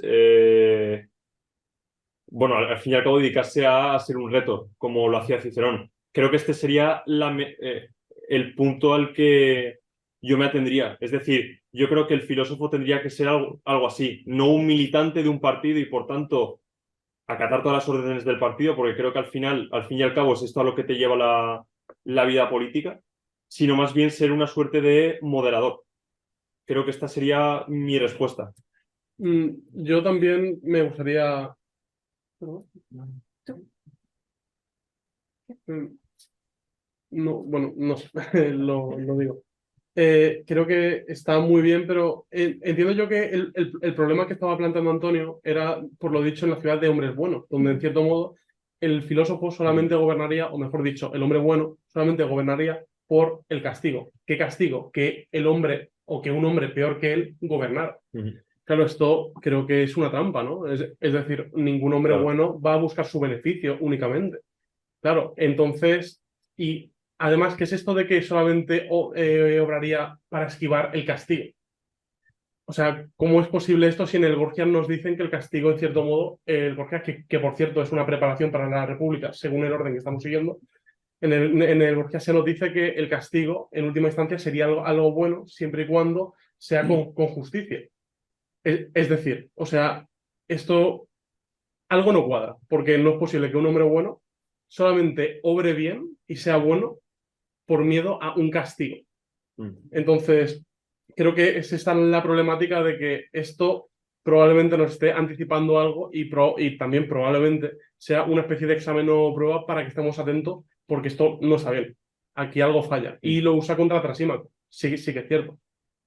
Yo veo una Sí, posición... pero dice, no sé si se me oye, dice claramente, Sócrates dice claramente que no está de acuerdo con Trasímaco, que la justicia no es lo que le conviene al más fuerte.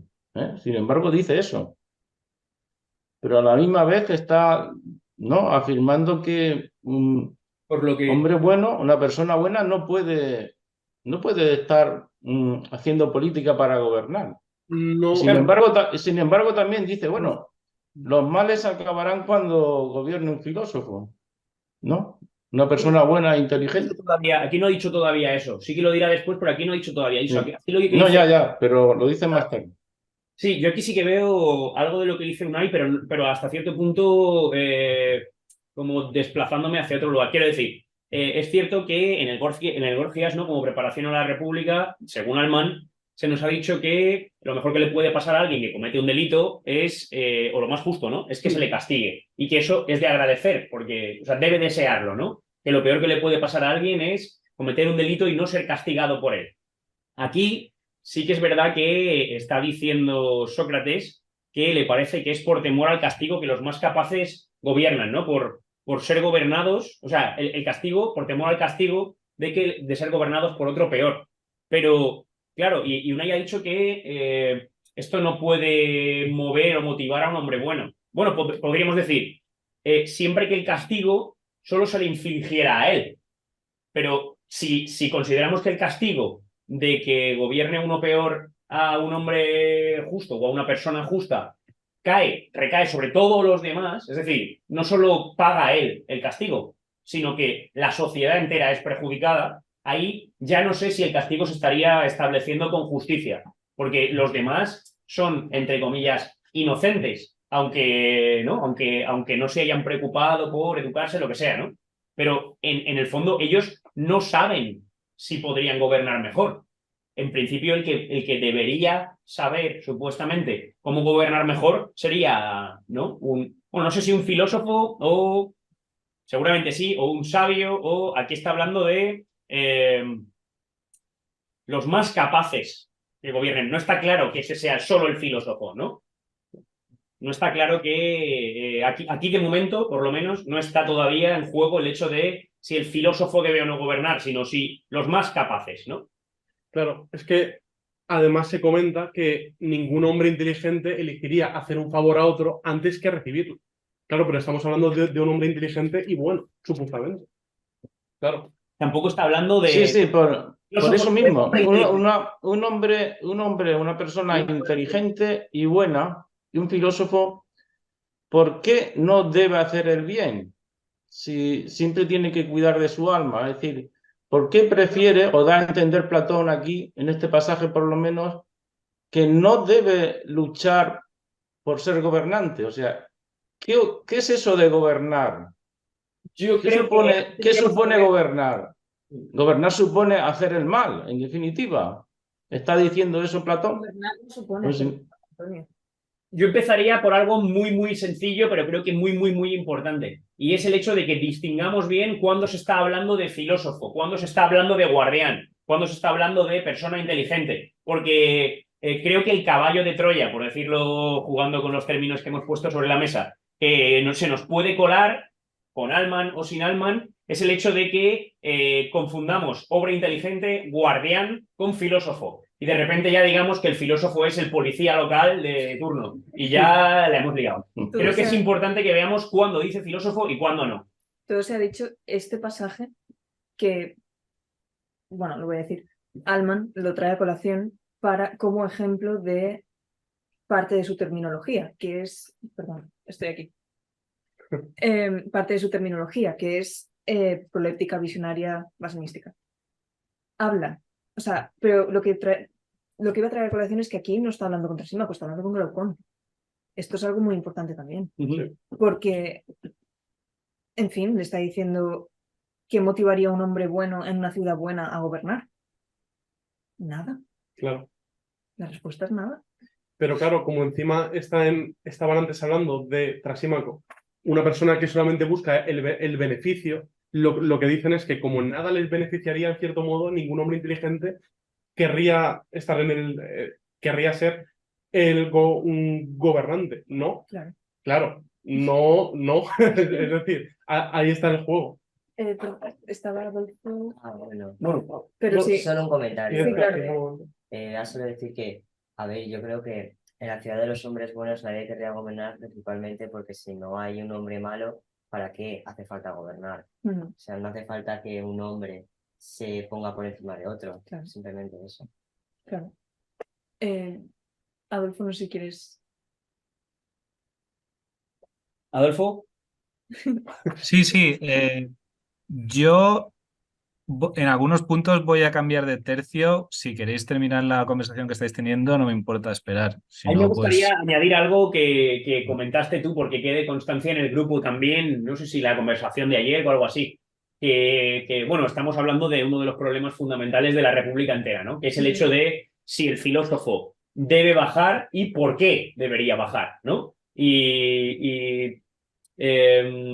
La reticencia a bajar, creo que la comentaste tú, que era no solo el hecho de que en una ciudad de seres humanos justos o buenos no haría falta que nadie gobernase, sino que él pueda reconocer, socráticamente, ¿no?, su propia incapacidad definitiva para guiar la vida o influir la vida de nadie, ¿no? Lo que decías tú de quizá siente que realmente en el fondo no sabe, aunque tenga muchos indicios o muchas visiones, y ante esa posibilidad, ¿no?, tiene la prudencia de decir, igual lo digo con la mejor intención y lo desbarato todo, ¿no? El hecho de que quizá no quisiera gobernar porque sabe que quizá en el fondo no sabe. No sé si se ha vuelto a parar. No. No. Adolfo, no sé si Antonio quiere contestar. Adolfo, puedes hablar si quieres. Bueno, No. Bueno, insisto en lo siguiente, en si el hombre bueno debe ser un gobernante. Realmente Platón nos dice que el hombre bueno e inteligente, el filósofo, en definitiva, debe ser un gobernante. Vale. O no está diciendo eso. Con este pasaje y con toda la República, o con toda la obra de Platón. Si quieres entrar si quieres entrar más al trapo, yo casi diría, o sea, yo la diferencia entre ser un retor, ¿no?, un orador, y un político no la veo cualitativa, sino cuantitativa. Es decir, en el momento en el que yo me pongo a hablar delante de alguien, ya estoy ejerciendo cierta política, en la medida en que puedo determinar su vida de cierta manera. Escucha lo que digo y acabamos de ver cómo Polemarco había heredado, ¿no?, el régimen político o el régimen ético, si quieres decirlo así, o por lo menos el carácter o los mitos o lo que quieras llamar, de Céfalo. Entonces, no ha hecho, o sea, ser padre ya es ser político y ser un orador ya es ser político. Entonces, en el momento en el que el filósofo entra al trapo ya de decir cosas, yo no veo una diferencia sustancial con el político. Cuando decimos, no, tiene que hablar, pero no puede hacer política, si hacer política... Pongamos el ejemplo de Cicerón, un gran platónico, ¿no? Como al final, ¿no?, el final que tiene Cicerón. ¿No tenía que haber sido más prudente Cicerón? ¿A qué te refieres? Eso hubiera... ¿A que lo matan un poco más tarde que a Sócrates? Sí, que termina muy mal. Cicerón, su vida termina muy mal, ¿no? Lo asesinan. como Bueno, sabéis. Entonces, él no tendría que haber sido más prudente. Es decir, no tenía que haber sido más prudente Cicerón haciendo caso al mensaje realmente de Platón. ¿Cómo hacía De llevar cuidado con la política Pero en si Sócrates mundo no lo real. matan, pero si Sócrates en la apología, cuando cuenta que los 30 tiranos le dijeron que fuera a coger a León el Salamino, dice que yo me fui a mi casa. O sea, Ya. ¿qué más imprudente o más prudente que eso? Yo soy más Sí, pero me refiero a Cicerón. O sea, si Cicerón hubiera interpretado bien a Platón, ¿Pero por qué a los crees que lo diálogos de interpretaba mal? Porque, hombre, yo interpreto que Cicerón, a lo mejor puede ser por una serie de azares, pero Cicerón parece que se mete mucho en política y termina como termina, Claro, pero ¿no? Sócrates igual. Bueno, Sócrates, no sé si se mete tanto en política. Yo creo que Cicerón más Se que mete con la Sócrates. Un momento, es que creo que hay un concepto que tenemos que aclarar, que es el de política, que en el Gorgias se deja muy claro quién es el político y el buen político. Y de hecho está muy bien con lo que Fernando ha comentado, ya que hay mucha relación con el retor, el orador. Ya que lo que se nos pone es que hay dos tipos de políticas, la buena y la mala, en cierto modo, ¿no? La buena, que es la que hace Sócrates, sería aquella que usa la retórica para hacer a las personas mejores y convencerlas de lo que es mejor para ellas. Claro, y bueno, la mala sería aquella que intenta adular a los ciudadanos para conseguir poder. Entonces, con estos conceptos aclarados, también comentar algo que se comenta al respecto de esto en el Gorgias, que es que los seres humanos no tendríamos que intentar usar la retórica para escaparnos de la muerte, sino tendríamos que poner nuestras fuerzas para vivir mejor y ser mejores. Y cuando llegue o no llegue nuestra muerte, es algo que solamente depende del Dios, no de nosotros. Esto es una Sí, enseñanza. yo muy bien, veo muy bien lo que has dicho, pero yo lo que has dicho lo veo muy pre-Maquiavelo, digamos así. Yo el pasaje, por eso me gusta este pasaje de la República, porque es que parece muy maquiavélico, es decir, habla de el Estado y el gobierno, de conseguir el gobernar, Maquiavelo. Está ya pronosticando a Maquiavelo. Y entonces ¿el filósofo debe gobernar o no debe gobernar? ¿El filósofo tiene que ser gobernante o no tiene que ser gobernante? Porque yo eso lo veo una aporía. Lo veremos en siguientes capítulos. Pero creo que en el Gorgias ya se dice que el filósofo tiene que hacer política, pero no necesariamente esto es gobernar. Lo que se nos dice es que la política puede ser, por ejemplo, como ya he dicho antes, ¿no? No, por eso yo me remito a este pasaje. Puede ser con la educación. No hace falta que sea literalmente con gobernar. Puede ser educar a la gente con la retórica para hacerla mejor. Sí, sí, ya. Sí. Pero la educación. Yo me refiero a ese pasaje. Claro. Pero la educación me refiero a este pasaje porque lo considero muy maquiavélico. Es una. O sea, muy moderno. Me refiero a que es un pasaje muy moderno. Entre ser profesor y ser ministro de Educación hay una diferencia cuantitativa, no cualitativa. Es lo que quiero decir. Quiero decir, si eres profesor y si eres ministro de Educación de un pequeño país y eres, en cambio, profesor de retórica de Hitler, pues las consecuencias políticas van a ser muchísimo más grandes siendo profesor que siendo ministro de Educación. Es decir, en ese sentido, no distinguiría sustancialmente la actividad política de la actividad docente o de la actividad comunicativa misma, en la medida en que Sócrates, cuando va a discutir al ágora, puede escucharlo cualquiera. Y puede escucharlo Hitler. Es decir, jugando un poco a... ¿no? Sí, Hitler... Sí, bueno, sí, te refieres a la figura del consejero del gobernante, consejero del político, los think tank de ahora. No. Me refiero a ministro y a profesor. Claro. Lo que quiero decir es que no distinguiría tan claramente lo que entiendo que tú quieres hacer de Sócrates hablaba un poco, Cicerón se puso más en política. Es que lo que creo es que ya en el Gorgias, como muy bien ha recordado Unai, se nos dice que Sócrates dice, es que creo que soy el único político. Yo sí que tendría muchísima precaución para entender. Hay que tener en cuenta que la democracia era directa, en Atenas la democracia era directa, ¿no? Y por eso el cargo No de Yo creo que hay una Sócrates. diferencia entre una democracia directa y una representativa. Y una indirecta. Bueno, eso salirse ya del pasaje, pero sí las hay, sí. Antonio, vamos a darle paso a Adolfo Sí, sí. y a Enrique Usina. Y si alguien quiere decir algo aquí, por supuesto también. Vale, muchas gracias, María. Yo, como ya llevamos un rato y tampoco quiero que se alargue mucho, intentaré ser breve. Primero que nada, aprovechar para darle la enhorabuena y las gracias a Álvaro y a todos los que estáis hablando, que estáis sacando temas muy importantes. Como decía, en algunos puntos me voy a ir hacia otros lados, pero bueno, creo que en el fondo las cosas que voy a decir tienen que ver con la pregunta fundamental que ya habéis estado tratando. Quería subrayar un par de cosas sobre el libro primero que a mí me han llamado la atención, porque cuando leímos el Gorgias, a mí me daba bastante rabia que Sócrates dijera que la cocina no era un arte, sino una disciplina adulatoria. Yo que he sido cocinero,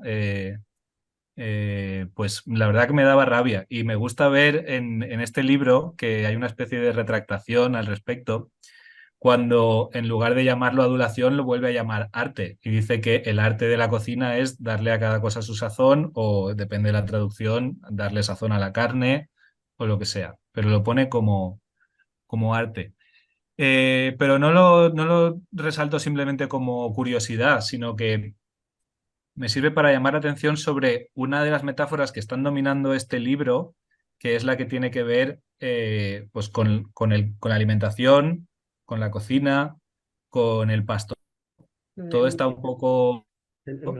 Porque cuando habla de pastores y ovejas y discuten sobre el verdadero pastor y el no verdadero pastor, Trasímaco dice algo así como que el pastor lo que quiere es engordar al ganado, que ya lo habéis comentado, pero lo vuelvo a decir para hilar la idea. Engordar al ganado por su propio interés. Pero claro, Sócrates desde el principio nos está diciendo también, con la misma metáfora, nos está diciendo, yo he sido un glotón porque me he comido todo el argumento y en vez de preocuparme de qué era la justicia, me he ido algo así como, tus argumentos trasímacos son tan malos, entre comillas, no me he sabido contener y he ido directamente a destrozarlo todo y y un poco así como a tragarlo sin saborearlo. Y es lo que le lleva a poder decir, todavía no hemos tocado la cuestión fundamental. En el libro primero todavía no se ha tocado la cuestión fundamental. Por lo tanto, preguntarnos sobre la cuestión fundamental de la República cuando estamos hablando del libro primero, hay que hacerlo de una manera muy prudente. Efectivamente. No, yo no he hecho eso, ¿eh? Si te No digo que yo... lo decías tú, digo todos, lo estamos entre comillas haciendo todos, un poco. Por otro lado, todo esto tiene que ver con lo que decías de Céfalo como personaje decadente en el siguiente sentido. Y es una cosa que creo que no habéis destacado, o no sé si estaba porque me sonaba que en el guión había algo, pero no lo acabo de ver claro.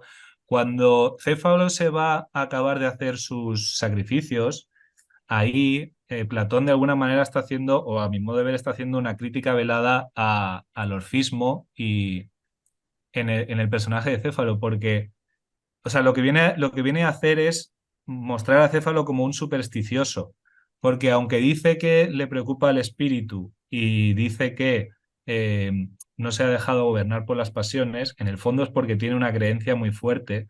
Él dice que ahora que es viejo le preocupa que todo aquello que alguna vez le habían contado sea verdad, entonces quiere pagar todos sus sacrificios. Es decir, todas todas las bulas que se vendían en la época, que no eran papales, pero que eran similares a bulas, de los predicadores eh, órficos, y se va a hacer eso. O sea, deja la conversación filosófica, aunque decía que le importaba mucho el espíritu y le ruega a Sócrates que venga más a verle, en realidad lo que le interesa es hacer sus sacrificios por si acaso ahora que se va a morir, con lo cual realmente no es un interlocutor válido, por eso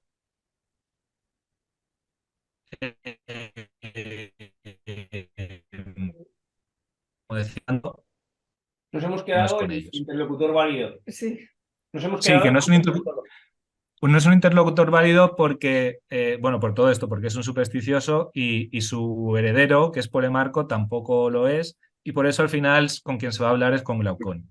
Lo cual me lleva a la pregunta que ya habéis hecho, pero, o sea, que ya habéis tratado y Álvaro ha tratado también, que es ¿con quién está hablando Sócrates? Porque claro, Álvaro ha hecho recuento de los personajes que aparecen en la obra a lo largo de los 10 libros, pero Sócrates no está hablando con ellos. ¿Con quién está hablando Sócrates? Esta sería mi pregunta, porque la República empieza bajé y bajé ayer y está narrándolo y está contándoselo a alguien y muchas veces para el diálogo y dice, en ese momento no sé quién hizo no sé qué, como dando explicaciones, está contando algo y está como dando explicaciones de lo que pasó y de lo que no pasó. ¿A quién se lo está diciendo? Esta sería un poco mi pregunta para Álvaro, por supuesto, pero para todos también.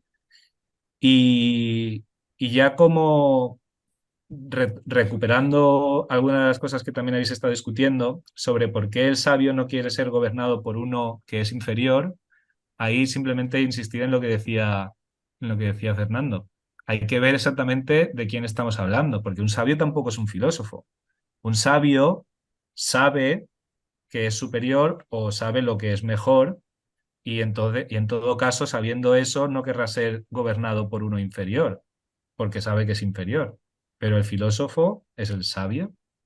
En este sentido, recuperando la pregunta sobre si el filósofo debe o no interactuar o participar, ¿es el filósofo el sabio que no quiere ser gobernado por uno inferior o el filósofo no sabe si es superior o inferior? Y ya lo dejo aquí por no extenderme. Muchas gracias. Gracias a ti, Adolfo. Mira, a la cuestión de a quién le está contando bueno, la República, a quién se está dirigiendo, en realidad, si no recuerdo mal, es a Clitofonte. O al menos esto es lo que nos puede dejar entrever Allman. También podemos, bueno, aunque esto también sería lo lógico pensar, es que Sócrates, mediante Platón, nos lo está dirigiendo a nosotros, que toda esta conversación la está teniendo con nosotros. Sería mi respuesta. No sé si... Sí, ojo que Clitofonte está ahí, o sea, no haría falta que se lo contara. Sí, bueno, la idea de Allman, si puedo puntualizar un poco a Álvaro. Lo que dice Allman es que se lo está contando como un cuento. Es decir, pone a Clitofonte como personaje en la narración de la República, como mira lo que te pasaría si te fueras contra Símaco.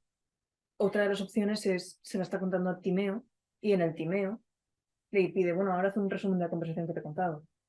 Y Timeo omite la idea del bien, como todos, o sea, en el resumen del Timeo. Esas son las dos opciones, aparte de, por supuesto, que nos la está contando a nosotros, que quizás sea la más importante. Pero sigue algo. Bueno, y esto... Perdón. No, adelante. No, es que no iba a decir nada.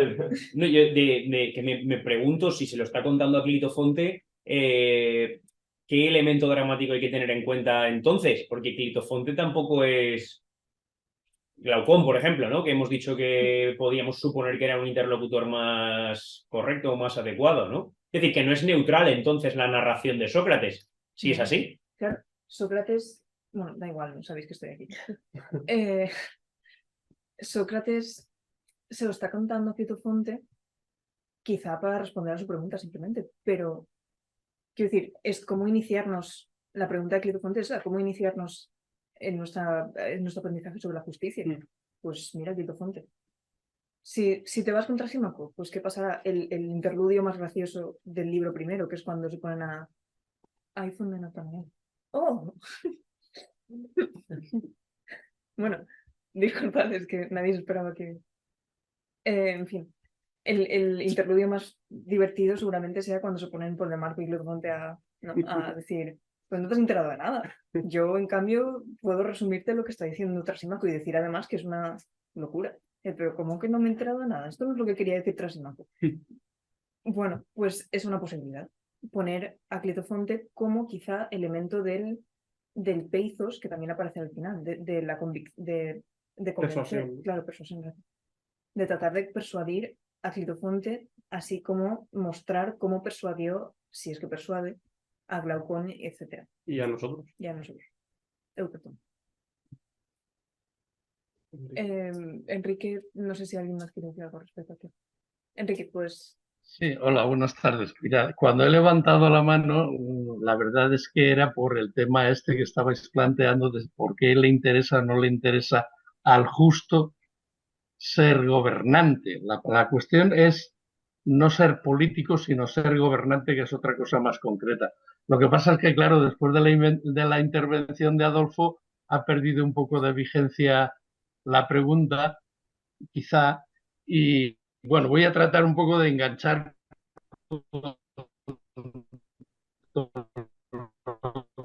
el momento que ha contado cosas interesantes también. El tema le interesa ser gobernante, no dice político, dice gobernante, porque una cosa es ser político y otra ser gobernante. Puede coincidir, pero no necesariamente. Y es muy sencillo, creo yo, a mi juicio, entender por qué no le interesa al justo ser gobernante. Desde el punto de vista de Sócrates, el justo es aquel que gobierna no para él, no para su propio beneficio, sino para los demás. Esto lo ha nombrado, lo ha dicho también Unai, y Eric lo ha nombrado un poco. Efectivamente, es decir, el justo en una ciudad de justos, es decir, en la que hay muchos más justos que son capaces de gobernar, a ningún justo en concreto le interesa ser él el gobernante. ¿Por qué? Porque va a trabajar no para él, sino para los otros. Desde un punto de vista egoísta, es egoísta, entre comillas, lo que le interesa es que otro justo gobierne para él porque va a trabajar para él y para los demás.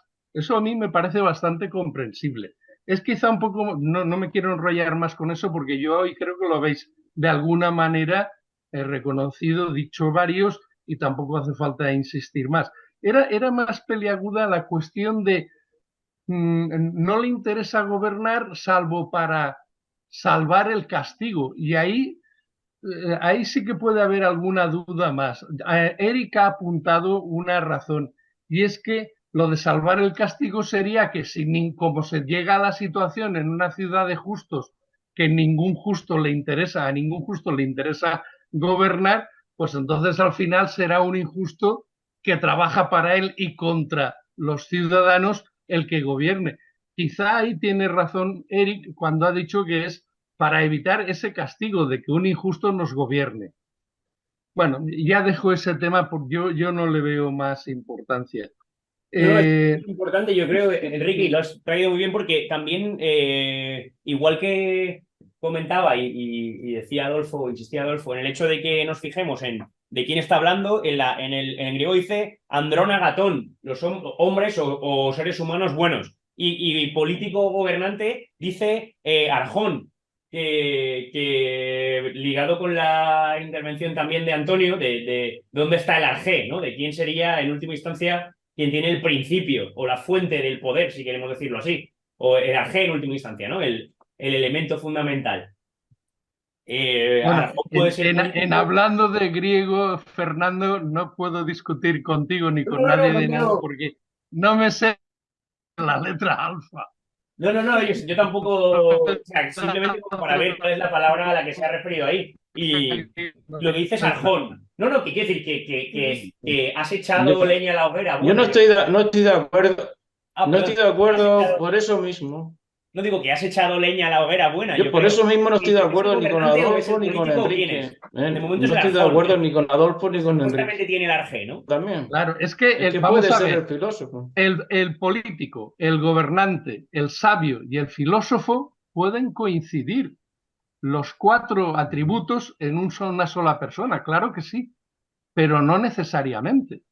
El filósofo puede ser uno distinto al político, pero el político puede no ser un gobernante. Es decir, una cosa es que tengamos claros los 4 conceptos y las funciones semánticas de cada concepto, y otra cosa distinta es que coincidan o no 2 o 3 de esos significados en o los 4 en una sola persona. Pero eso yo creo, en fin, doy por supuesto que lo sabemos distinguir, ¿no?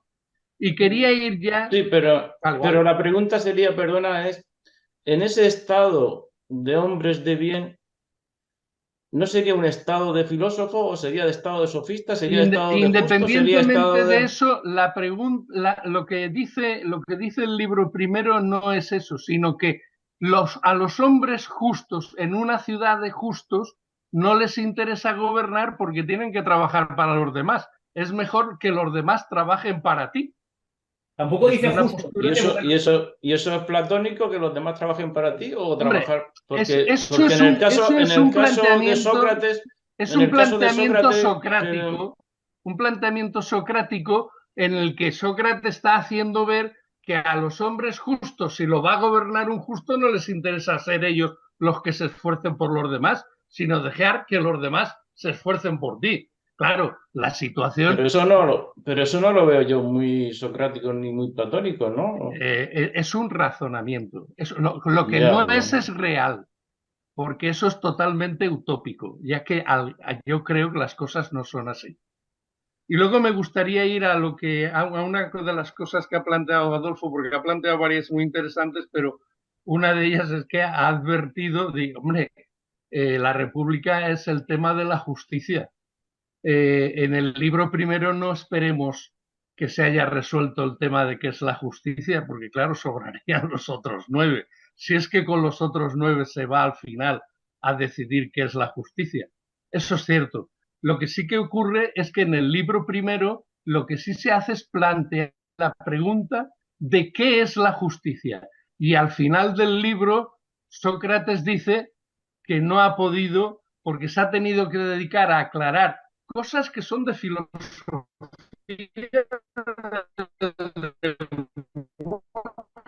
podríamos decir, aclarar algunos puntos, como qué no es la justicia al menos. Es decir, él reconoce que no ha llegado al final del libro primero, aunque él ahí no sabe que va a haber 10 libros, ¿no? Pero él aclara que no ha llegado a la conclusión de qué es la justicia porque ha tenido que dedicarse antes a qué cosas. Pues, por ejemplo, a negar los planteamientos previos de si la justicia es, cosa que él no está de acuerdo, es que el fuerte trabaje para sí y ponga a trabajar a los demás. Tratar de decir que eso no es la justicia. Y lo ha dejado ahí para los siguientes capítulos. No me quiero alargar más tampoco. Pero vamos, me parece que sí que son temas muy claros para...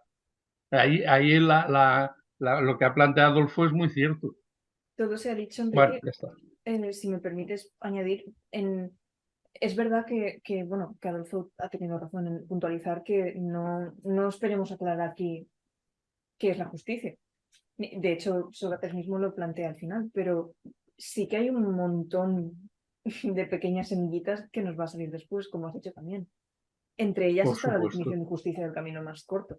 Camino más corto, por cierto, es nomenclatura también de Alman, del final del libro cuarto, en el que se llega a la conclusión. Aquí en 346d dice: así en todas las demás artes hace cada una su trabajo y obtiene provecho para que esté ordenado.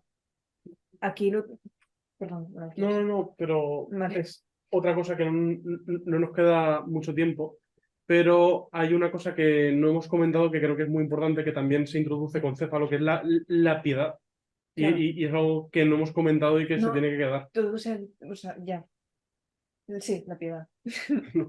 Nada, que lo que me sale a colación es que Céfalo se va riendo, lo cual es bastante gracioso. Nada, esta justicia, quería decir, está también el bajé, que es la justicia que propone Alman como justicia en mayúsculas, pero también está esta, que he dicho. Está las dos recompensas para el justo en 347a. Y, en fin, está el camino más corto y largo en boca de Céfalo también, en alguna parte de 320 y algo. Claro, en este libro primero lo que se está haciendo, y aún lo hará en los libros siguientes, es ir limpiando el camino. Claro. Limpiando el camino a ver si hacia el final se aclara. Vaciar la casa. Quedan 4 minutos, creo. Álvaro, las últimas palabras son para ti. Y ya que no te he agradecido antes cuando he interrumpido tu conferencia, muchas gracias. Nada, nada. A mí me ha gustado. A vosotros. Bueno, sí, dar unas palabras de cierre. Lo único que os podía decir es que muchísimas gracias por haberme escuchado y prestado atención. Espero que os haya servido al menos de algo. Y muchas gracias. Lo único que puedo decir. Pues acabo yo, pero no con palabras. Quedamos emplazados entonces para el 8 de noviembre. Me encargaré yo. Y espero que salga bien. Muchas gracias por